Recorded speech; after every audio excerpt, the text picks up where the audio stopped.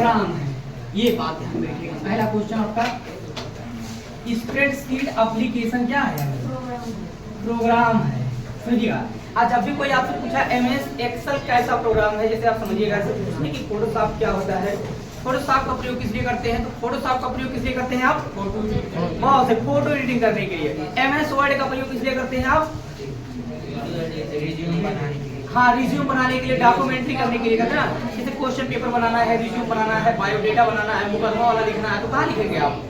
MS word में। लेकिन जब फोटो एडिटिंग करना है, हमारे मुकदमे में पूरा मूड फोड़ दिया है और जला हुआ फोटो बनाना है, मूड फूटा हुआ बनाना चाहिए, एडिटिंग करते हैं लड़कियों को, साल भर ये घुस लेता मुँह में, ये चीजें होती है। देखो तो यहाँ जब पूछेगा कि MS एक्सेल कैसा प्रोग्राम है, तो स्प्रेडशीट एप्लीकेशन प्रोग्राम है जिसका प्रयोग, देखिएगा, जिसका प्रयोग होता है, जब आपसे पूछा जाएगा इसका प्रयोग किस लिए होता है, जिसका प्रयोग होता है कैलकुलेशन करने के लिए। क्या करने के लिए? हाँ, कैलकुलेशन का मतलब क्या होता है? यानी कैलकुलेशन क्या होता है? यानी किसी चीज का यानी गणना करना। अब इसमें गणना क्या हो सकता है? जैसे हम लोग बनाएंगे, सीटें बनाएंगे। जैसे अभी आपने MS वर्ड यूज किया होगा, कहीं आपने गुणा नहीं किया, कहीं किसी का परसेंटेज नहीं निकाला, कहीं का सैलरी नहीं निकाली, ये सब कैसे निकालेंगे हम लोग? तो देखिए, जब आपसे पूछा जाएगा कि MS एक्सेल कैसा प्रोग्राम है, तो क्या बताएंगे? स्प्रेडशीट एप्लीकेशन प्रोग्राम है जिसका प्रयोग किस लिए की जाती है? कैलकुलेशन यानी गणना करने के लिए की जाती है। सबसे मेन पॉइंट आप ये भी जान लीजिए, MS एक्सेल का स्ट्रक्चर जो होता है ये कुछ ऐसे होता है। मैं आपको दिखा देता हूँ एक एग्जाम्पल के तौर पे। देखिएगा, ये MS एक्सेल है। अब यहाँ समझिएगा कि क्या चीजें कैसे हैं। यहाँ पर देखिए, यहाँ पर आप A, B, C और D और आगे करके ऐसे डॉट कर देते हैं, 1, 2, 3 और 4 और 5। समझिएगा, यहाँ पर जो ABC है यानी ABC और यहाँ तक जो गया है इसी को हम बोलेंगे, यानी इसकी जो दूरी ABCD जो चलता है इसकी जो दूरी होती है XFD होता है। मतलब जब आपसे पूछा जाएगा कि MS एक्सेल में कॉलम की संख्या कितनी होती है, तो 16,384 होती है। कितना होता है? और ABCD में जो किसके रूप में होता है? हाँ, XFD के रूप में होता है। आज जब आपसे पूछा जाएगा कि रो की संख्या कितनी होती है, तो रो होता है 10,48,576। ठीक है, आप समझिएगा। अब यहाँ पर अगर कोई पूछा ABCD जो ये होते हैं, यानी सीधी बात देखिएगा, MS एक्सेल में कॉलम की संख्या कितनी होती है? 16,384 है। और जब यानी पूछेगा कि इसमें सेलों की संख्या, इसमें जो रो की संख्या होती है, रो यानी ये जो होता है, ये पूरा जो गया है मतलब इसी को बोला जाता है यानी रो। तो रो की संख्या होती है 10,48,576। ठीक है, ये चीजें होती है। अगर आपको देखना है इसमें सेलों की संख्या क्या होती है, सेल किसे कहते हैं, तो देखो यहाँ ABCD जो है ये कॉलम हो गया, जो 1, 2, 3 है ये क्या हो गया?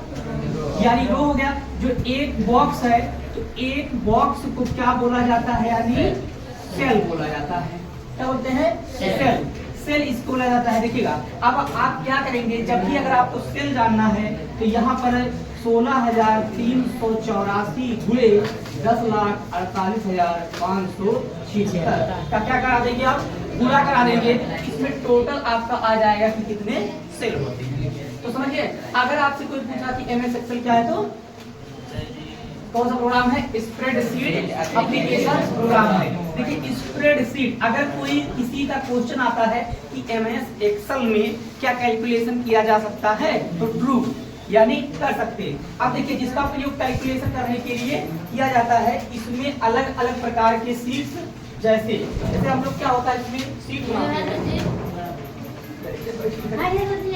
यहाँ पर देखिए सीट जैसे क्या होता है, इसमें हम जिसका प्रयोग कैलकुलेशन करने के लिए करते हैं, इसमें अलग अलग प्रकार के सीट हम लोग इसमें सीट बनाते हैं। यानी देखिएगा, इसमें सीट क्या होता है? यानी परचेज सीट। क्या होता है? यानी परचेज सीट। और यहाँ पर हम लोग बात है यानी मार्कशीट।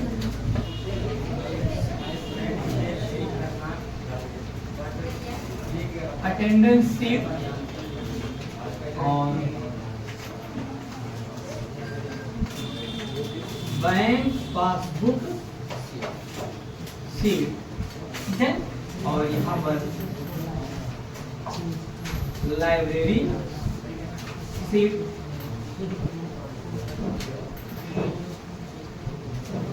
सैलरी शीट, ठीक है। कोटेशन या एक्सपेंस शीट, ठीक है। EMI शीट, FB शीट, और यहाँ पर हम लोग बनाते हैं फाइवोड टेबल, ठीक। और यहाँ बनाते हैं हम लोग VLOOKUP शीट। कौन सी बनाएंगे?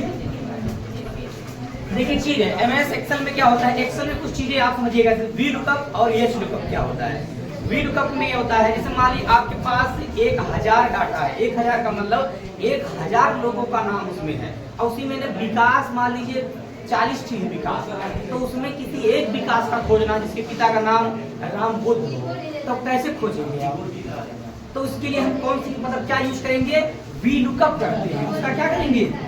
हाँ, उसका VLOOKUP तैयार करते हैं। VLOOKUP से तैयार करने से ये होता है, VLOOKUP करने में ये होता है, डेटा को छाटने का काम करेगा, कि जिसमें से अगर हम उसके नाम, जैसे क्या होता है विकास टाइप करेंगे, उस 40 में से विकास आएगा। जैसे क्या होता है सब, अगर विकास सर्च करेंगे तो 40 विकास आ जाएंगे, तो डायरेक्ट उसके पिता का नाम टाइप कर देंगे वहां पर, तो सिर्फ वही नेम किया जाएगा। तो ये VLOOKUP है, ठीक है। जैसे मान लीजिए आप कोई साइड शीट बनाए हो, सैलरी शीट बनाए हो, जिसमें बहुत सारे एम्प्लॉय आपके पास हैं, और जिसमें किसी एक एम्प्लॉय का डेटा निकालना हो, तो हम क्या करेंगे? VLOOKUP यूज करेंगे, यानी डाटा को अलग अलग कंडीशन के आधार पर छाट लेंगे। किसके द्वारा? VLOOKUP के द्वारा। तो देखो इसमें क्या होता है कि आप परचेज शीट बनाया जाएगा आपसे, और मार्कशीट बनवाई जाएगी, अटेंडेंस शीट बनाया जाता है, और bank passbook sheet. Bank passbook sheet में देखिएगा, अच्छी देखिएगा, आपने कभी ये नाम सुना है DR और CR? DR यानी, DR का मतलब होता है यानी डेबिट, डेबिट यानी देनदार, क्या होता है? देनदार। और CR यानी क्रेडिट, ठीक है। अरे वो गांव के CR नहीं, अरे मोहल्लों के बगल में होगा है वो अलग चीज, वो CR नहीं, क्रेडिट मतलब, देखिए CR मतलब CR लिखा है, वो CR नहीं बोल रहे हैं। तो ये CR है, क्रेडिट होता है, और DR यानी डेबिट। अगर कोई आपको पैसा दे रहा है तो आपका क्या हो जाएगा? यानी CR हो जाएगा, क्रेडिट हो जाएगा, और जिसने आपको दिया है उसका डेबिट हो जाएगा। जैसे हैज बीन डेबिट, ठीक है। देखिए इसमें क्या होता है DR, तो ये बैंक अकाउंट आपको मेंटेन करना बताया जाएगा कि पैसा कैसे डिपॉजिट करेंगे, तो क्या होता है, पैसा किसके माध्यम से निकाला जाता है। देखो लाइब्रेरी शीट बनवाएंगे, कि आप लाइब्रेरी शीट में क्या होता है, किसी बुक को लेके आते हैं, तो 20 दिन के लिए लाए हैं या 10 दिन के लिए के आए हैं, तो उसका कितना रुपया होगा? अगर 10 दिन के लिए लिया गया है 50 रुपए, अगर 10 दिन बाद लेके उसको आओगे तो एक दिन का 20 रुपया चार्ज, या 15 रुपया, या फिर 10 रुपया फाइन होगा। तो ये शीट इसमें बनाना बताया जाएगा। सैलरी शीट, जैसे आपके पिताजी कहीं जॉब करते होंगे तो उनको सैलरी मिलती है ना, उसका TA मिलता है उनको। TA का मतलब ट्रैवलिंग अलाउंस, DA का मतलब डियरनेस अलाउंस, HRA का मतलब होम रेंट अलाउंस, और वहाँ उनको मिलेगा PF provident fund. Provident fund का मतलब ये होता है भविष्य निधि, जैसे बोलते नहीं पेंशन मिल रहा है, पेंशन। PF को शॉर्ट में देखो प्रोविडेंट, प्रोविडेंट का मतलब होता है, प्रोविडेंट को शॉर्ट में क्या बोलते हैं? PF बोलते हैं, और इसी को लोग बोलते हैं पेंशन। क्या बोलते हैं? पेंशन है तो कोई टेंशन नहीं है, ये बाबा का, ठीक है। तो ये PF होता है, जैसे समझिएगा पहले अभी तो कोई PF का मतलब ये गुल्लक, जो संस्था प्राइवेट हो या गवर्नमेंट वो आपके लिए खोलती है। जैसे आप छोटे रहते हैं तो क्या करते हैं, किसके लिए गुल्लक तैयार करते हैं? अपना खती। लेकिन एक टाइम ऐसा ना वाला मेला है, टूट गया कहानी खत्म हो गई। तो यहाँ ऐसा नहीं है, यहाँ पीएफ क्या होता है, जब आप वहाँ से रिटायर हो जाते हैं तो आपको पीएफ मिलता है। मेन चीज समझिएगा, पीएफ कर देने का मतलब क्या है, जिस कंपनी को आप 15 साल दिए हैं, 16 साल दिए हैं, तो वहाँ उसकी लाइबिलिटीज बनती है, लाइबिलिटीज यानी दायित्व बनती है, वो आपके बारे में सोचते हैं। तो आपका थोड़ा थोड़ा जो काटी रहती है वो थोड़ा थोड़ा करके आपको पीएफ देती है। मतलब आप बताइए, एक अकाउंटेंट बहुत अच्छा है, आपने 40 साल कंपनी को काम दिया है, तो बताइए आप खेत में जाके मजदूरी नहीं कर सकते हैं, ठीक है, अपना खेत तो कर सकते हैं लेकिन मजदूरी करने थोड़ी जाएंगे अब आप, क्योंकि आप में वो नहीं रहा, क्योंकि आप सारा जिंदगी बैठ के आराम से काम किए हैं, तो वो काम नहीं करेंगे। तो ये मेंटेन इसमें क्या जाएगा, सैलरी शीट बनवाएंगे। अगला है कोटेशन शीट। कोटेशन का मतलब हिसाब वाली शीट। कोटेशन शीट क्या होता है, जैसे समझिएगा, जैसे हम लोग क्या होता है कि जब कोई घर बनता है, ठीक है, या कॉपी लेना होता है बुक का, चाहे किसी क्लास का, तो हम लोग कोटेशन बनाते हैं कि हिंदी का 4 कॉपी लगेगा, इंग्लिश का 4 लगेगा, साइंस का 2 लगेगा, मैथ का 5 लगेगा, ठीक है, ऐसी पूरा सीखोगे मतलब अलग से उनमें सीखोगे ग्राफ। तो इसमें एक चीज समझिएगा, कोटेशन का मतलब होता है हिसाब। आपका घर अगर बन रहा हो, किसी के घर में शादी होती है, तो देखते नहीं हो पहले क्या किया जाता है, उसका कोटेशन किया जाता है कि आने वाली बारात की संख्या कितनी है, 500 लोग आएंगे तो कितना खाना लगेगा, ठीक है, कितना चावल लगेगा, सब्जियां कितनी लगेंगी, मसाला कितना लगेगा, घटिया सटिया वाला सारा हिल तेल, मतलब ना ये सारी चीजें क्या होती हैं, कोटेशन। तो किस सामान को खरीदने में क्या क्या चीजें लगती हैं, ये चीजें कोटेशन शीट आपको बनवाया जाएगा, उसी को बोलते हैं एक्सपेंसिव शीट, ठीक है। और आप जानते नहीं है, मतलब यहाँ पर ईएमआई शीट, ईएमआई का मतलब होता है इक्वेटेड मंथली इंस्टॉलमेंट, मतलब ये होता है इसी चीज को ईएमआई पे खरीदना। आज ईएमआई आसान भी है और ईएमआई खतरनाक भी है, एक बात जानिएगा, चुकता ना कर पाइए, सोते वक्त एक भी नहीं जाएगा, अगले महीने में डिटेक्ट होगा। तो यहाँ पर समझिएगा, ईएमआई इक्वेटेड मंथली इंस्टॉलमेंट आपको निकालना बताएगा पीएमटी के द्वारा। ईएमआई अगर 1 लाख की गाड़ी लिए हो, ठीक है, या 5 लाख का लिए हो, तो वहाँ पर आपका पर मंथ ईएमआई कितना होगा ये आपको बताया जाएगा, उसका इंटरेस्ट कितना होता है, आप उसका डाउन पेमेंट कितना किए हैं, ये सारी चीजें इसमें। एफडी का मतलब होता है फ्यूचर वैल्यू, आपको सिखाया जाएगा, मतलब बताया जाएगा फ्यूचर वैल्यू, समझते हैं, फ्यूचर यानी जानते हैं ना क्या होता है फ्यूचर का मतलब भविष्य। जैसे समझिएगा, जैसे किसी के माँ बाप क्या बोलते हैं, लड़कियों की शादी के लिए अक्सर जमा करना पड़ता है, उनकी शादियों के लिए जरूरी नहीं है कि शादी के लिए ही जमा की जाए, कभी कभी क्या होता है कि अगर नौकरी लगता है तो जहाँ पैसा लगता है तो उस चीज में उसको इन्वेस्ट कर दिया जाए। और लड़का कामयाब ना होगा तो कितना दुकान खुली, मुंबई, हाँ तो मुंबई भाग जाएगा, और मुंबई भाग के आएगा तो अब हाँ इसके बाद यही है, दुकान पहले खुलवा देगा तो क्या करेगा, विलास पहले चल देगा लेकिन।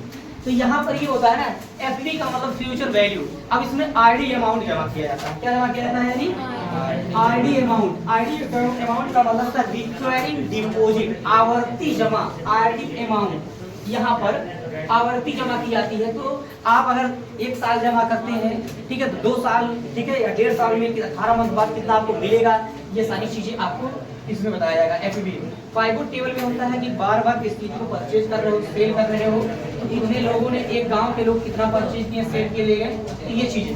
अब यहाँ पर बताइए आपको इसमें क्या समझ में आया, आप समझ गए ना इसमें से कि जब भी आपसे कोई पूछेगा एक्सेल कैसा प्रोग्राम है, तो क्या बताएंगे, स्प्रेडशीट एप्लीकेशन प्रोग्राम है। और यहाँ पूछा जाएगा कि इसका ये जो रो की संख्या होती है कितनी होती है, तो 10,84 यानी कॉलम, और रो की संख्या 10,48,576 क्या होते हैं इसके, हाँ ये इसके होते हैं आपके, यानी रो, यानी 10,48,576 रो, ये लिखिएगा, ऐसे लिख दीजिएगा। और जो यहाँ पर लिखा गया है, यानी ये कॉलम है वो 16,300, ठीक है, 84, और जो एक्स एफ डी के रूप में होता है, क्या होता है, एक्स एफ डी के रूप में होता है, ठीक है, ये चीजें आप ध्यान रखिएगा। और एक बात देखिएगा, इसमें इसका जो एक्सटेंशन नेम होता है, यानी यहाँ पर देखिएगा इसका एक्सटेंशन नेम, इसका एक्सटेंशन नेम होता है .xls समझिए, इसका एक्सटेंशन नेम क्या होता है, .xls होता है, समझ गए। इसमें बनने वाले फाइल को कहा जाता है बुक 1, क्या कहा जाता है, यानी बुक 1 कहा जाता है। इसका जूम लेवल कितना होता है, अगर कोई पूछा MS एक्सेल का मैक्सिमम जूम कितना होता है, तो मैक्सिमम जूम कितना, यानी 400% होता है। कितना होता है? 400%। जब आपसे कोई पूछा भैया वो MS वर्ड का और मिनिमम देखिएगा, इसका मिनिमम होता है कितना, यानी मिनिमम जब पूछे जाएगा तो कितना परसेंट, यानी 10। लेकिन जब पूछा जाएगा कि डिफॉल्ट जूम कितना होता है, डिफॉल्ट जूम, तो डिफॉल्ट जूम कितना परसेंट होता है बाबू? 100%। देखिए कॉन्सेप्ट क्लियर है। इसका एक्सटेंशन नेम क्या होता है? .xls होता है। इसमें बनने वाले फाइल को जो सीट बना के सेव करोगे उसको बुक 1 कहा जाता है। इसका मतलब सीट मतलब यानी इसका जो डिफॉल्ट होता है बुक 1 होता है, मतलब ठीक है, या आप इसे सीट कह सकते हैं, बुक 1। मैक्सिमम, इसकी मैक्सिमम जूम पूछी जाएगी तो कितना बताएंगे? 400। लेकिन जब मिनिमम पूछी जाएगी 10, और जो डिफॉल्ट जैसे खोले वैसे मिले उसमें 100। ठीक है, इसमें जो डिफॉल्ट 100 रहता है इतना। अब इसमें एक चीज है, अब आप एक एक बताती जाइएगा और एक एक हम लोग टाइप करते जाते हैं। आपसे जो पूछे तुरंत बताते रहिएगा।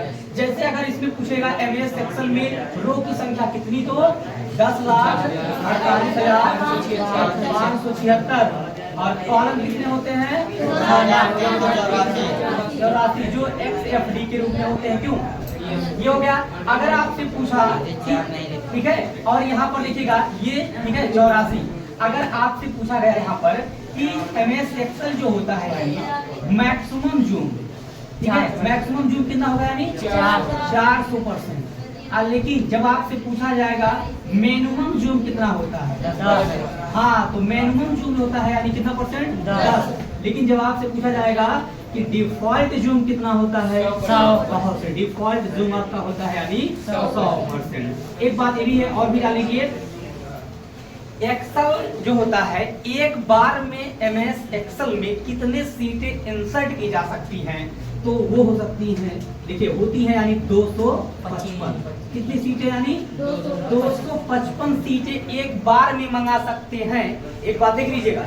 लेकिन जो डिफॉल्ट प्राप्त होता है जब MS एक्सेल को खोलते हैं, जब डिफॉल्ट सीट प्राप्त होती है, यानी डिफॉल्ट सीट रिसीव, ठीक है, जो डिफॉल्ट सीट रिसीव आपको प्राप्त होगी वो होता है कितने सीटें, यानी सीट 3। कितनी सीटें प्राप्त होती हैं? 3 सीटें प्राप्त होती हैं। ये आपको देखना है, टेस्ट में यही मेन चीज देखना है। क्या पूछा जाएगा? MS एक्सेल कैसा प्रोग्राम है, तो एप्लीकेशन प्रोग्राम है। रो की संख्या कितनी होती है? कॉलम की संख्या कितनी होती है? जो किसके रूप में होता है? मैक्सिमम जो और मिनिमम और डिफॉल्ट। इसमें एक बार में कितना सीटें मंगा सकते हो? 255। डिफॉल्ट कितनी सीटें आपको मिलेंगी? 3। और इसमें बनने वाले को आप क्या कहते हैं? या तो बोलेंगे वर्क सीट, क्या बोलेंगे, यानी वर्क, हाँ, वर्क सीट। और इसका जो डिफॉल्ट फाइल नेम होता है, जब आपसे पूछा जाएगा इसका डिफॉल्ट फाइल नेम, तो डिफॉल्ट फाइल नेम होता है बुक 1। क्या होता है, यानी बुक 1 होता है। ठीक है, क्लियर हो गया। यही आप देखो, आपका टेस्ट की काफी क्वेश्चन काफी तैयार है, मतलब आगे जो चीजें पढ़ाई जाएंगी वो भी तैयार हो जाएंगी। तो इसमें देखिएगा, समझ गए ना, ये चीजें ऐसे हैं, इसको समझना है। और यहाँ पर क्या होता है कि जब अगर आपको इसका सेल देखना है तो वही करना है कि 10,48,576 का गुणा करके 16,300 क्या करेंगे, 84 का गुणा कर देंगे, आपकी सेल आ जाएगी। ठीक है, ये होता है। यहाँ पर आपका शायद 70,184 करके कुछ आपका आएगा, मतलब सेलों की संख्या। एक सेल में मैक्सिमम कितना कैरेक्टर लिख सकते हैं? एक सेल में यानी एक बॉक्स में, तो कितना लिखेंगे आप? 32,000। कितना लिखेंगे? 32,000। इसीलिए याद कर लीजिएगा 32,000 कैरेक्टर ये चीज होती है। ठीक है, ये आपको यहाँ पर ध्यान आ गया। ठीक है, आप बताइए कोई दिक्कत है? हाँ, तो आगे हम लोगों की दिक्कत यही है कि सीट बनाना सीखना है बस। अच्छा, कल आप आएंगे तो आपको गुणा कर, पहले देखो, पहले आपको एक्सेल में फिल हैंडल करना बताया जाएगा कि फिल हैंडल किसे कहते हैं, तो समझ लो आप। MS एक्सेल को जब आप खोलोगे तो देखिए चीज है, MS एक्सेल को जब खोलोगे ना तो आपके सामने कुछ ऐसा इंटरफेस दिखाई देगा। जिसका मुंह बहुत डेंजरस हो गया, मतलब ऐसा नहीं घबरा जाएंगे, यहाँ देखिएगा ऐसे, तो आप सोचेंगे इसका नाम क्या है, क्या नाम होगा इसका, प्लस लग रहा है ना, लेकिन इसका नाम प्लस नहीं है, इसका नाम है इसका नाम है सेल पॉइंटर। इसका नाम क्या है, सेल पॉइंटर। इसका नाम है सेल पॉइंटर। ये देखिए इसका नाम सेल पॉइंटर। अब कहीं आपका ऐसे होगा, यहाँ पर होगा, तो इसका नाम है फिल हैंडल। क्या नाम है, फिल हैंडल नाम है इसका, नाम क्या है, फिल हैंडल।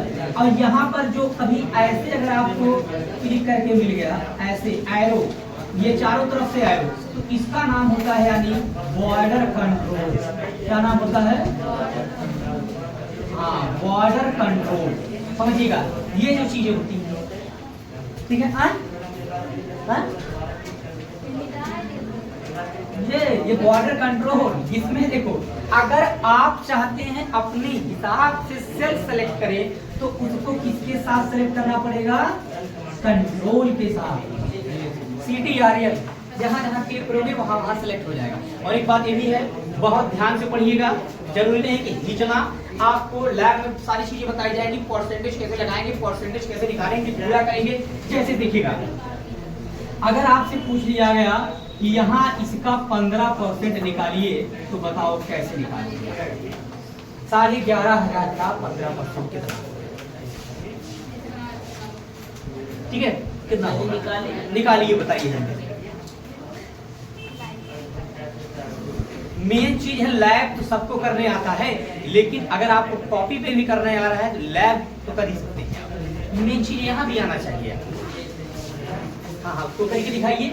ये चीजें होती हैं, परसेंटेज निकालेंगे आप, एकदम जोड़ देगा। अगर किसी सेल में कोई संख्या आपने ऐसे मान लीजिए कोई भी संख्या आपने लिखा है, ऐसे आपने लिखा है तो सोच रहे होगे कितना ऐसे प्लस लगा के जोड़ेंगे ना, आप ऐसे सेलेक्ट कर लीजिए, वो जोड़ के बता देगा। नहीं तो सेलेक्ट करने के बाद आप इतना नंबर सेलेक्ट करिए, और सेलेक्ट करने के बाद आपको एक की दबाना है कीबोर्ड से, अल्ट प्लस इक्वल दबा देना है। अल्ट और इक्वल दबाएंगे, टोटल जोड़ के बता देगा कितनी वैल्यू कितनी हुई है। ये शॉर्टकट है, ठीक है। अल्ट इक्वल नंबर सेलेक्ट करो, अल्ट इक्वल दबा दो, जोड़ देता है डायरेक्टली आपको। तो ये आप ध्यान दीजिएगा इसमें MS, ठीक है। और MS एक्सेल में सीटें कितनी मंगाई जा सकती हैं, 255। लेकिन एक बात और देखिएगा, मैंने कहा ना कि कितनी एक बार में कितना इंसर्ट कर सकते हैं, लेकिन 255, लेकिन 255 से भी अधिक इनफाइनाइट। समझिएगा। एक बात और जान लीजिए, सबसे मेन इंपॉर्टेंट क्या है एग्जाम में आने वाले और टेस्ट में आने वाले। कभी कभी आपने नाम सुना होगा एक लिब्रे ऑफिस, नाम सुना ना, और लिब्रे ऑफिस सुने होंगे आपने। उसमें एक प्रोग्राम है जिसका नाम है CALC बोलते हैं, कैश बोला जाता है इसे। इसी का नाम है, यानी लिब्रे ऑफिस में नाम है उसका एक्सेल, और 2007 में इसमें नाम है एक्सेल। आप समझिएगा डिफरेंट इसमें क्या है, इसमें भी कुछ चीजें आप जान लीजिए। जैसे अगर पूछेगा कि लिब्रे ऑफिस में रो की संख्या कितनी होती है, तो 10,48,576 सेम होता है। जब इसमें पूछा जाएगा कि कॉलम की संख्या कितनी होती है, तो भैया 1024। इसमें कितना होता है 1024, जो AMJ के रूप में होता है, इसमें अलग है, ठीक है। इसमें क्या होता है 1024। इसमें कितनी सीटें मिलती हैं, डिफॉल्ट सीट, यानी डिफॉल्ट सीट जो होता है वो सीट कितना मिलेगा आपको, 1 सीट मिलेगा। आप एक बार में मैक्सिमम, यानी आप जो ये होता है, जो आप मैक्सिमम इसमें जो होता है, यानी जो आप मैक्सिमम सीट इंसर्ट कर सकते हैं, यानी सीट, यानी कितना सीटें इंसर्ट कर सकते हैं, यानी 10। कितनी सीटें 10,000, ठीक है। इसकी जूमिंग लेवल 20% से 600।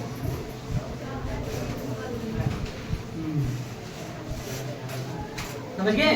कैल्क में जब पूछेगा तो कैल्क में रो की संख्या और कॉलम की संख्या और डिफॉल्ट सीट 1, लेकिन कितना मंगा सकते हैं, 10,000 मंगा सकते हैं।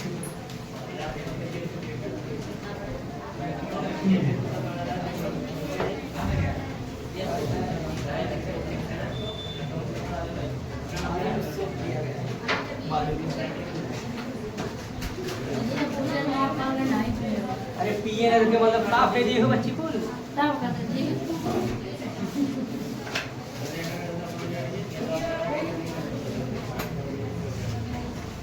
अभी आप लोगों ने कहा कि मैं हाइकिंग नहीं जानता। हाँ हाइकिंग क्या होता है मैं मुझे बताओ, तब मैं तो बताऊँ हाइकिंग क्या है। हाइकिंग सीखने का मतलब पूछा रहा है कि बंद हो गलत है कि बंद हो। हाइकिंग मतलब क्या, हाइकर कितने प्रकार की, देखो चीज जब भी कल आपको कोई पढ़ा है ना तो सुनते रहना चाहिए, पढ़ाया है इससे ये होता है ना कि हम जान सकते हैं उसके बारे में, अगला पढ़ा बोल रहे हैं। आप कर भी जाए उस चीज को ध्यान में रखा करिए। हाइकर हाइकर है ना, तो हाइकर कितने प्रकार के, तीन प्रकार के। यानी कौन कौन से हाइकर, एक साथ बोले तो बोका हाइकर यानी कौन हाइकर, यानी एक ब्लैक और एक व्हाइट और एक ग्रे। एक बात समझिएगा, जैसे आपने देखा ब्लैक हेड हाइकर कैप क्यों यूज करता है, मास्क क्यों यूज करता है, इसलिए यूज करता है क्योंकि अगर वो ऐसे ही किसी चीज को हैक करता रहेगा तो वो भी किसी के रडार में आ जाएगा। उसकी स्क्रीन उसके स्क्रीन में आ जाओगे तो चेहरे से आइडेंटिटी, एक ऐप है जो हम लोगों को नहीं मिलता है, उस ऐप का नाम है फेस रिकॉग्निशन।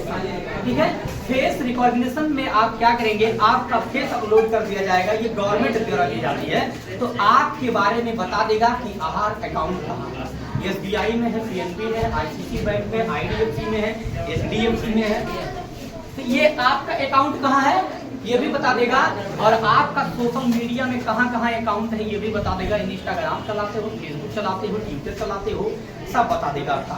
ये वो फेस रिकॉग्निशन। ठीक है, समझिएगा। अगर कोई क्राइम कर दी तो बस नहीं सकते, आप जो डिग्री से फोटो बना रहे हो भैया, वो समझता है कि इंसान कार्टून में कैसा लगता है, तो सबके पास वो डेटा फीड है। जैसे समझिएगा आप हमारे यहाँ डाटा दिए है ना, आधार दिए होंगे, देंगे तो आपका डेटा है वो भले चले जाइए पढ़ के, मेरे पास रहेगा, कोई आएगा तो बता देंगे ना। तो इसीलिए आज आप AI के दौर में जी रहे हैं, थोड़ा अपने आप को बचा के रखिए वरना दिक्कत हो जाएगा। क्योंकि AI आर्टिफिशियल इंटेलिजेंस ऐसी एक होती है जो काफी मनुष्य से तेज है। आज देखिए किसी भी कार्य को करने के लिए ये सब कर देता है, फोटो बनाना है तुरंत साफ कर देगा, जीरोक्स कॉपी वाला भी क्या करना है, हीरो हो गया बढ़िया से। तो ये चीज होता है एडिटिंग, आज एडिटिंग का लेवल बढ़ चुका है, इतना स्टैंडर्ड हाई हो गया है। पहले उसी फोटो साफ करते थे, बरस मारे। मेन चीज है आपका काम है कि अपने घरों पे जो इसके बारे में नहीं जानते हैं उनको बताइए कि ऐसा गलत हो सकता है। ठीक है, ये नहीं है, लेकिन भाई सच्चाई वाली ही वीडियो रहेगी तो फिर मैं ना AI की वीडियो पता चल जाएगा, मतलब कि क्या चीजें कैसे की गई हैं, लेकिन देखने वाला उस समय र्यूमर फैलाता है ज्यादा चीज, वो समझता नहीं है क्योंकि जानते नहीं है बॉन्डल अपने हिसाब से होता है, लोगों की नहीं। फिर यही हूँ मैं कि रोटी बात पोजिशन में रखे रहो तो वो अलग चीज है, थोड़ा समझिएगा। तो यहाँ पर आप ये सेल्फ पॉइंटर और व्हील हैंडल और बॉर्डर कंट्रोल ये सब पढ़ लीजिएगा आप। हाँ, बाकी आज हम ये ठीक है, तब के लिए जय हिंद, फिर मिलते हैं अगले एपिसोड में, तब तक के लिए जय हिंद।